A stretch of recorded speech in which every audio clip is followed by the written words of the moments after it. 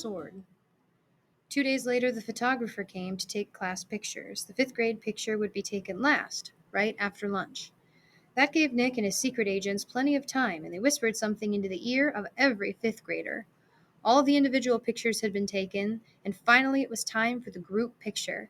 Everyone was lined up on the auditorium stage. Everyone's hair looked great, and everyone was smiling. But when the photographer said, "Say cheese," no one did. Instead, every kid said, "Frindle," and they held one up for the camera to see.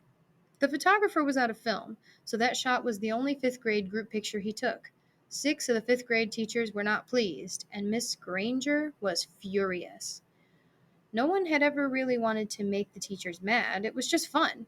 It also got all the kids in the school talking about the new word. And when people pick up on a new word, they say it all the time. The kids at Lincoln Elementary School liked Nick's new word a lot. But not Mrs. Granger. The day after the class picture, she made an announcement to each of her classes, and she posted a notice on the main bulletin board by the office. Anyone who is heard using the word frindle instead of the word pen will stay after school and write this sentence 100 times. I am writing this punishment with a pen. Mrs. Granger. But that just made everyone want to use Nick's new word even more. Staying after school with the lone Granger became a badge of honor. There were kids in her classroom every day after school. It went on like that for a couple of weeks. One day, near the end of 7th period, Mrs. Granger asked Nick to come and talk to her after school. "This is not detention, Nicholas. I just want to talk." Nick was excited. It was kind of like a conference during a war. One side waves a white flag and the generals come out and talk. General Nicholas Allen. Nick liked the sound of that. He stuck his head in Mrs. Granger's doorway after school. "You wanted to talk with me?" "Yes, Nicholas. Please come and sit down." When he settled, she looked at him and said, "Don't you think this Frindle business has gone far enough? It's just a disruption to the school, don't you think?" Nick swallowed hard, but he said, "I don't think there's anything really wrong with it. It's just fun. And it really is a real word. It's not a bad word, just different. And besides, it's how words really change, isn't it? That's what you said." Mrs. Granger sighed. "It is how a word could be made up brand new, I suppose, but the word pen? Should it really be replaced by that other word? The word pen has a long, rich history. It comes from the Latin word for the feather, pinna.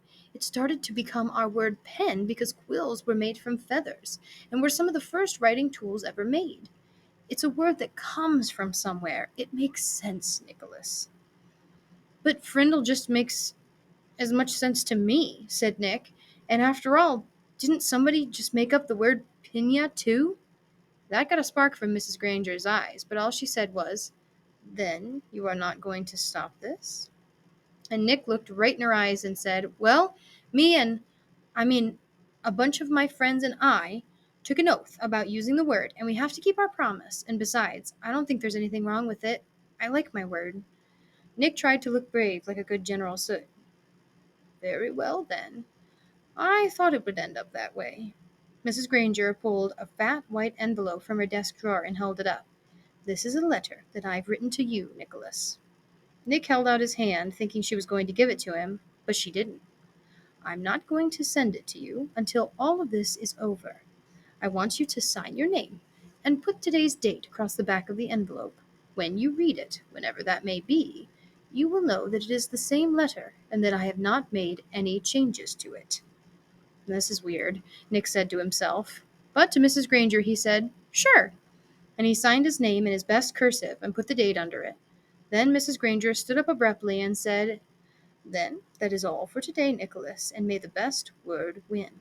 There was a frown on her face, but her eyes were different, almost happy. And Nick was halfway down the hall before it hit him. She likes this war, and she wants to win real bad. Walking to school the next day, Pete had a great idea. "How about we see if we can get every kid in the whole fifth grade to go up and ask Mrs. Granger, 'Can I borrow a frindle?'" "You mean Mrs. Granger, may I borrow a frindle?" said Dave. "Gotta use good grammar. Don't want to upset dangerous Grangerous." "Sounds good to me," said Nick. "She can't keep everyone after school, can she?" Almost 80 kids stayed after school with Mrs. Granger that day. They filled her room and spilled out into the hallway. The principal had to stay late to help, and they had to arrange 2 special late buses to get all the kids home. And the next day, All the fifth graders did it again, and so did a lot of other students, over 200 kids. Parents called to complain, the school bus drivers threatened to go on strike, and then the school board and superintendent got involved. And about this time, the principal of Lincoln Elementary School paid a little visit to the home of Mr. and Mrs. Allen. She wanted to talk to them about their son, the one in fifth grade, the one named Nick.